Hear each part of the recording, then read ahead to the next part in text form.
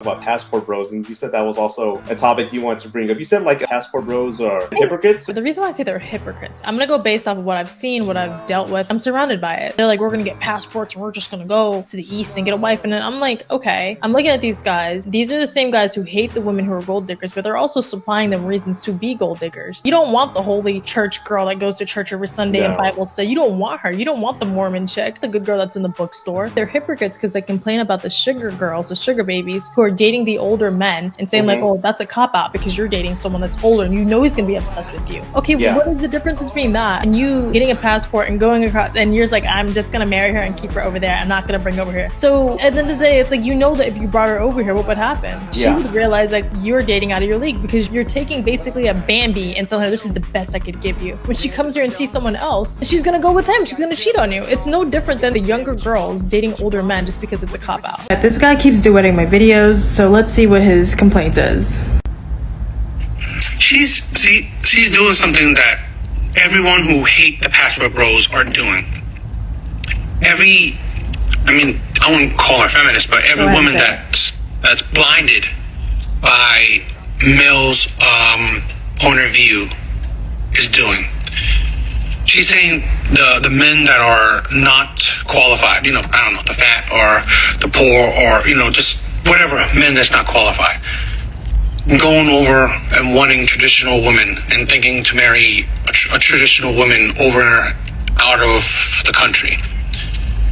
And put those kind of men in the passport bros group, which is silly, because if you actually watch the passport bros movements, well, if you actually followed my content, you would actually usually those are men that are financially stable, okay, and usually men that are traditional themselves, okay, and men that have worked on themselves. No shit. They're not at the top pinnacle, they're not the most, what I would call like most fit, most financially fat, bro. free, or what is that, the most attractive. Get your point out. But other qualities, they are good average men, decent average men. You just sound triggered, honestly. You marrying a foreign woman is not a cheap process. Flying there multiple times, plus why I said you can't when you be a bum. marry foreign woman, you usually also support her. No shit. Financially. No shit. You support her family, you help her out. Do that being a fucking bum. It's not I'm just going to pay for a woman and come over here and then live a life. No, brother, that's what I said. You are a decent average man. Nothing too special about you, but you take care of yourself enough to survive, right? Why say that these type of men don't deserve happiness? Didn't fucking say that. Don't deserve to get whatever they can get if they're able to. The type of men she's talking about, like, let's say, I don't know, the men that lives with their mom, that's who the fuck I was talking below about, minimum wage job. That's why those men can't even afford to marry outside of the country, to go through the visa process, go through the green card process, all that stuff. Those that cost thousands of dollars. Okay, and then taking care of someone else, that's not a cheap process. I know, brother. So yes, men should up their game to be able to find the best wife they can. But I'm delusional. When you call it the passport bros, you're delusional in that sense. The men that they call themselves that really exemplify passport bros are men that they're stable. They're stable men. They are nothing special, right? They're not, like I said, some of them may not be six-figure earners. They might be the whole minimum, the medium wage owners, like about 50K, 60K, stuff like that. I'm a long-winded guy, right? I'm not a good public speaker. I'm not charismatic or anything. I'm very average to, even if you say below average, which is whatever. I don't call myself as anything special. Now, what I really meant was, what I call you delusional is that what you and many others are putting a stigma on Passport Bro, when these are men, decent, maybe middle class men, close to middle class to average men, doing whatever they can to look for happiness. I promote any good man doing whatever they can legally to look for happiness. Life will hold men accountable. If you don't have enough money, if you are not good enough, good looking enough, tall enough, charming enough, life will hold you accountable. You won't be able to do things. So really, you saying that's what you're saying. No, that's not what you're saying. You say Passport Bros in the same vein as you saying men are, if you're not qualified enough, if you don't have money, you don't have enough money, if you don't have enough charisma, if you don't have enough, if you're not good looking enough, life will hold him accountable. He won't be able to actually go through with the Passport Bros ideology, where you take the effort to actually look for relationships, look for marriage outside of the US. Western culture has the only group of people that criticize men for doing whatever they can to look for happiness. See, this is what I'm saying. You say unqualified men, and you, along with your comment section, saying that I'm unqualified, whatever. Like, you know me so well, for sure. But you saying unqualified men are the ones who are able to, are the ones who are being the Passport Bros. No, they're not. That's the problem. Whether they say they are or not, it don't mean that they are. Okay, they could be just travelers, tourists, because men traveling around the world is nothing new. But the Passport Bro movement with a certain group of men are men that are doing the best they can, looking for happiness outside of Western culture. That's period. That's it.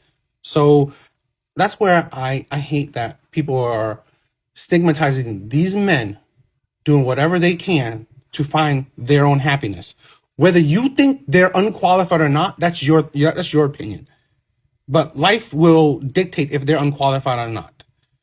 And this is why I just hate people criticizing and attacking men for looking for their happiness. This is why we have a problem. This is why Western culture is toxic, where these are men just looking for happiness, right? And men are unsatisfied with how they look for happiness in Western culture with women that criticize them, right? Women that are aggressive, women that are combative, women that hurt them. Wherever you go, you're talking about a green card, spending money on, you do that here too. You have to spend money on women here too. Spend a lot of money on women here. I've dated plenty of women. You think I'm unqualified? You think I'm whatever, the type of men that you're talking about? That's you. But that's the problem we have with Western culture, where we bag on men for looking for happiness, trying to do whatever they can to be happy. It's just sad. So men are saying they're getting their passport because there aren't enough fit, feminine, and friendly women to choose from. And instead of looking in the mirror and asking ourselves if we would make great wives to these men, we would much rather shame them and guilt them into staying with our mediocre asses. Ma'am, if you're not fit, feminine, or friendly, then you're not what these men want. Shut your ass and go to the gym. Like, do we see how toxic we are? Now, I have to fully agree with that beautiful queen, and I'm going to tell you why. The reason why I'm worried the way y'all bitches are is because I know I have a lot to offer. I might have tattoos, I might look a certain way, but that's fine. I love when people judge me. I eat that shit the fuck up. You know why? Because when they meet me, it's a total opposite. I'll take care of you, I'll cook for you, I'll nurture you, I'll love you. I still got a mouth on me, but I still have a lot of characteristics and good family traits that I got from my grandmother. So, I'm cool. You know what I'm saying? I'm fine. I just hate that there's women on these apps especially the ones that screamed, I'm independent, I don't need a man, get away from me, perv, weirdo, all that, and all the women who said, I hate men, why do you guys have a big mouth about this? Why do you care? You were the same women that were bitching and complaining about men to get the fuck away from you, and now they want nothing to do with you, and they want to go somewhere else where they're being loved, cherished, sucked, and fucked. You guys are literally convulsing from your fucking throat. Calm down. I'm not understanding what you're mad about. You wanted this. Now write it out, baby. Now tell me that this isn't sick. I feel as though modern Western women are sick in the head. Not all, not all. And follow me. The reason why I say that is because time and time you guys have pushed men away. You guys have said you don't want men around you. You categorize all men as much as you can. Cool, you guys got it. Got what you wanted. But the fact that men are going overseas or out of the country to find love, that bothers you guys. Think about how sick that makes you as a person. Why would it bother me to have somebody go get love, to go enjoy themselves and be somewhere they're cherished and wanted? Isn't that what the goal is for everybody in this world? I might come off as misogynistic, a pick me, all that, but I still want you ladies to have love. I still want you guys to be cherished and loved and not get hurt and abused. Just because I don't say that doesn't mean I don't think that. But the fact that there's women out here who don't want that for men, that just says a lot about you as a person. And that's exactly why men are leaving. Look how evil you guys are. The one thing about me is I feel like a lot of women don't get this. There's a confidence I have, and it has nothing to do with looks. I know I can cook. I know I'm nurturing. I know I have all those qualities that my grandma gave me. So when it comes to men, it's easy for me in that department because I know men to the T. A lot of women don't. So ladies, if you want to stand out and you're worried about these guys leaving, instead of getting scared and being bitter about that, why don't you change yourself? Work out. Be the best version of yourself. Learn to cook from scratch. Learn to be nurturing. Get some fucking therapy. Stop sitting here and wondering why they're leaving. Look at yourself and say, why are they leaving these type of women? They wouldn't leave if we were traditional. They wouldn't leave if we had loyalty and loved them. Really think about that. You know, I wanted to say this, that I'm not charismatic. I'm geeky.